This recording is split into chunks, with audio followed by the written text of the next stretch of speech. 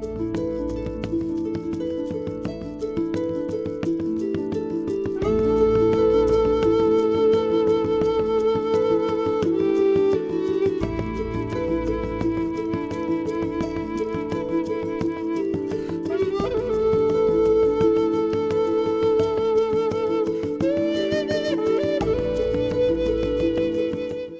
to The Writer's Dream. This is a show where authors can talk about how they write their books, how they publish their books, and how they market their books. You can find us on Facebook.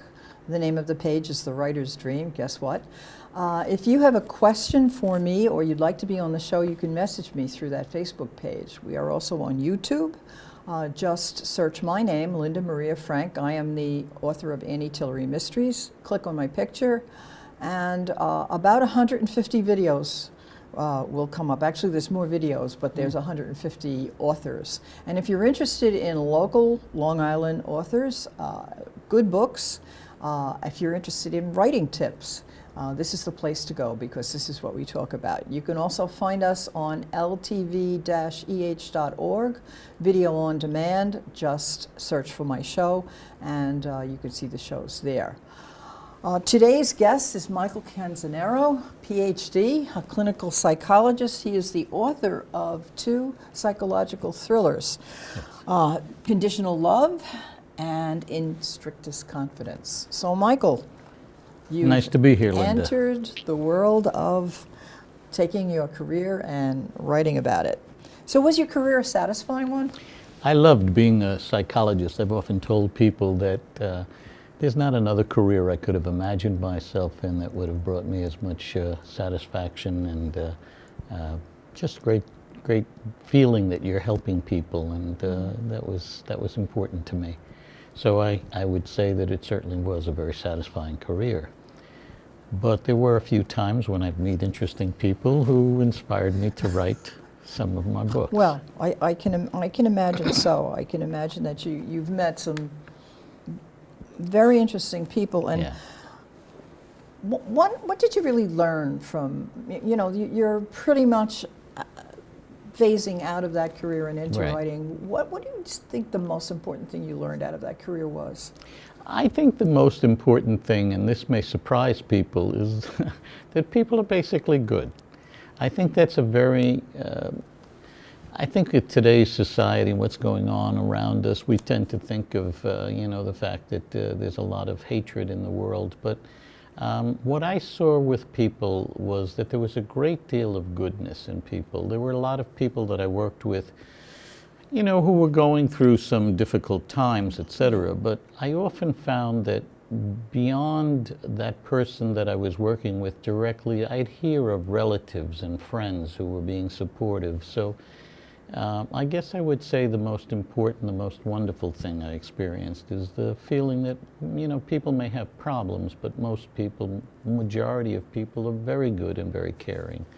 So that's important, I think one of the most dramatic examples of what you just said was during 9/11. Yes. I saw a show on Channel 13 where the premise of the show was, what do we do when God allows bad things to happen? Yeah. That was basically the question in there. And there was a priest who was interviewed, and he said, it isn't so much that God allows that God makes these things happen, but they do happen. But every time a bad thing happens, it's an opportunity for millions of small acts of kindness to occur. And I always remember that, because I think it's very true.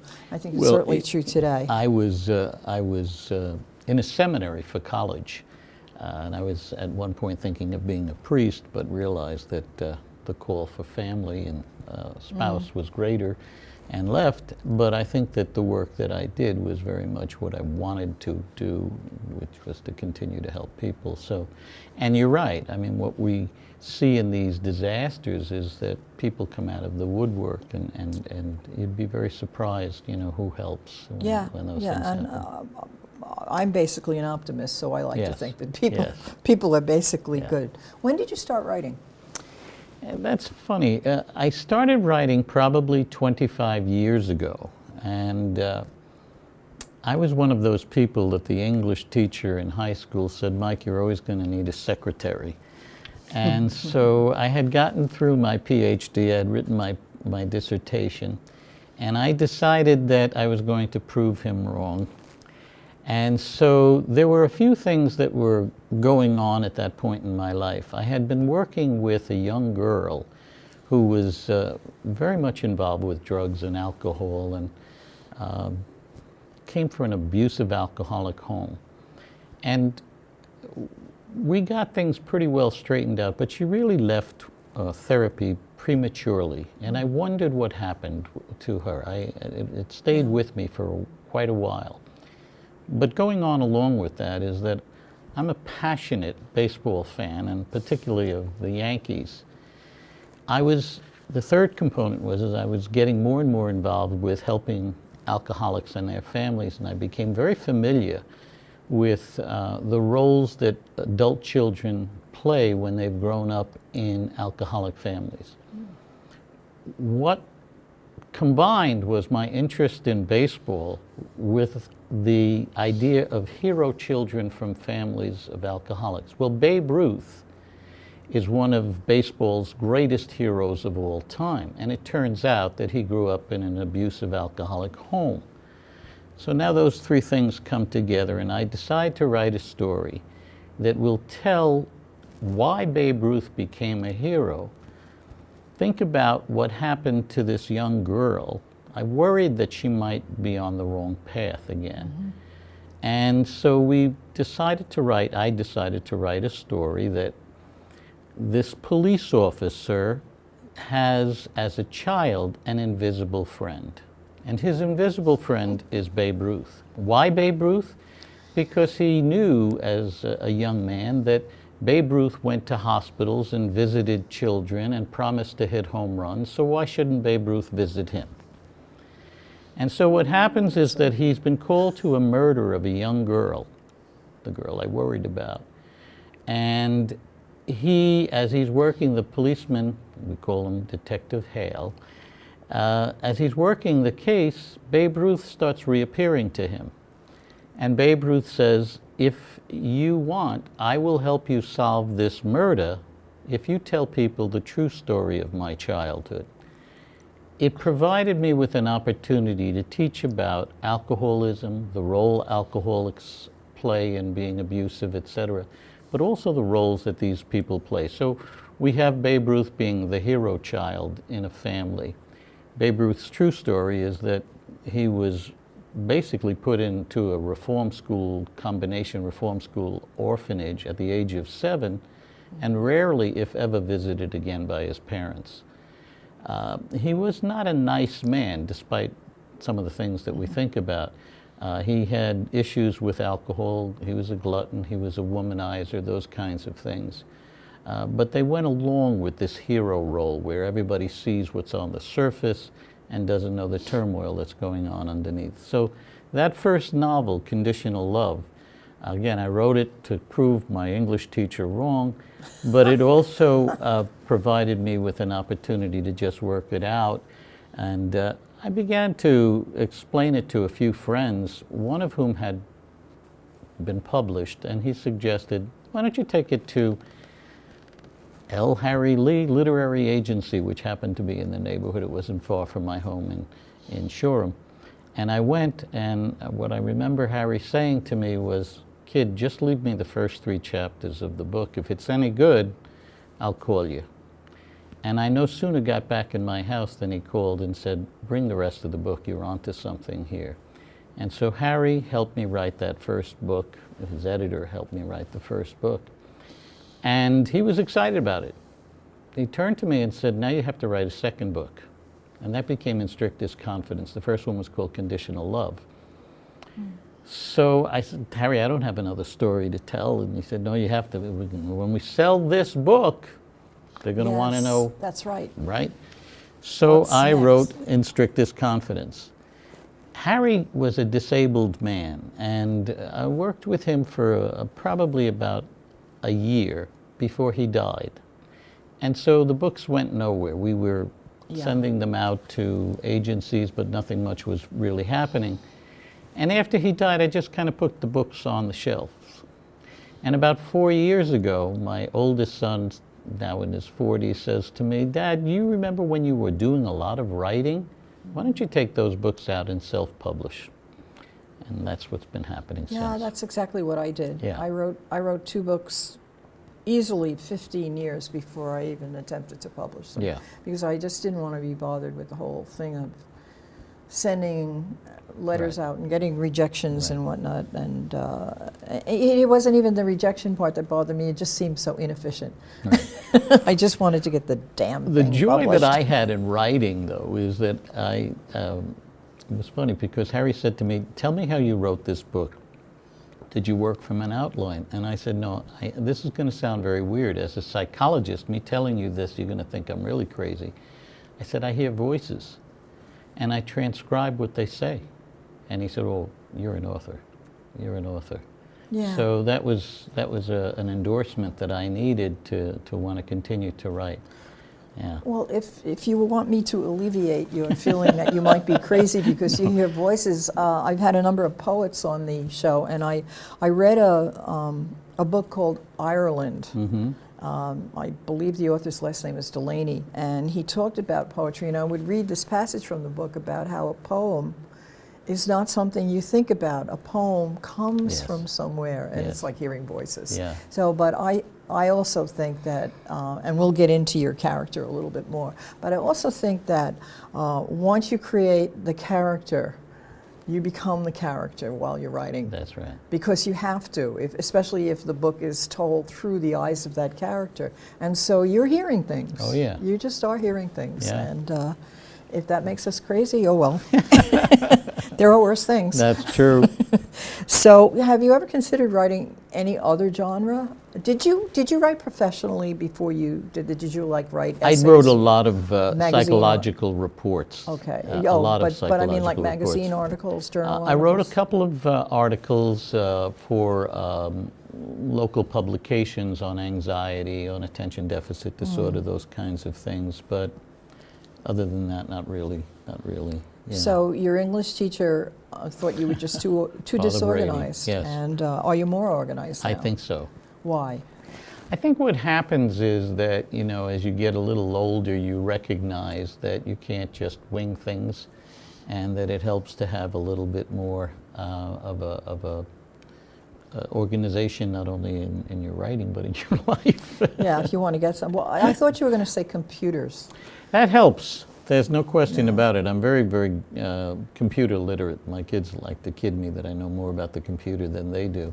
But yeah, I think the computer and the ability to write on the computer is terrific. And one of the little techniques that I find very useful is that I'm able to write something and then by hitting certain keys on the keyboard, have a voice dictate back to me what I just wrote. And I can hear what it sounds like and make the changes. Oh, that's great. Yeah. Yeah, because And they it tell works. you that when you edit, you should read it aloud to Yeah, yourself. yeah. But it's even better to have somebody else reading it to you, aloud. yeah. for Like, the what did you computer mean by voice, that? yeah. Yeah, yeah, it's true. So that works. So tell us more about the book. You told us about conditional love. What about In Strictest Strictest Confidence was a very interesting book to write, to say the least. It was really based upon 3 patients that I had. One was a very severely abused boy when I met him. He was about 13 or 14 when I met him.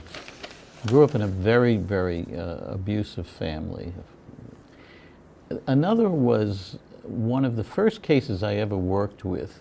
It turned out to be a 15-year-old girl who had a multiple personality disorder. And they're fascinating. I had been working with her for about 4 or 5 months. And she came into the office one day and I said, "Well, how you doing, Martha?" And I'm she not said, Martha. that's literally, she said, "Martha's not here today." And I okay. looked at her and said, "What?" And she said, "Yvonne is here. Martha couldn't come." And I thought she was pulling my leg at first. And then she went on to explain that Martha had seen her father that morning. It had been right after Easter when kids get chicks in the old days, when kids got chicks for Easter presents. And she had a half a dozen chicks, and he went over and snapped each one's neck in front of her and then beat her. And so Martha was not coming in. So Yvonne was there. She was stronger. She could handle it. It was the first one I dealt with. And so I thought it would be another interesting person in this book. And the third one was an amalgamation of a lot of sociopathic people that I've met. People who I work with very often had drug problems or alcohol problems. And there was a lot of sociopathic behavior that I dealt with those people, or that I saw in those people. So those became my murder suspects. In this particular book, I began with a very gruesome scene in which the retired school teacher has been actually crucified in his home. And Does this have anything to do with your educational background? could be. Could be. Yes. But in this particular story, it starts with this very gruesome discovery of a crucifixion of a retired school teacher. And what happens is that as this detective from the first story comes involved in the case, he has a good friend who happens to be a psychologist, and that good friend thinks he knows who the killer is. And so we have a problem because the psychologist doesn't want to violate confidentiality in telling the detective this is who it could be. Because it's only a suspicion, he doesn't have any concrete facts. So this story gives me an opportunity to teach about abused children and what happens to them and why some of them become paranoid schizophrenics, as the character in my book does. Talk about multiple personality disorder. Again, this girl was severely abused, so the character in the book is. And then the idea that there are people out there who really have been manipulating people and abusing people. So I get to teach about these disorders again in this book. So as the Kirkus review said, it's a half psychological thriller and half psychological study of certain psychiatric disorders. And that's when I write, I really want to teach more than anything else. I want people to understand a little, why does somebody do something so crazy as to kill somebody.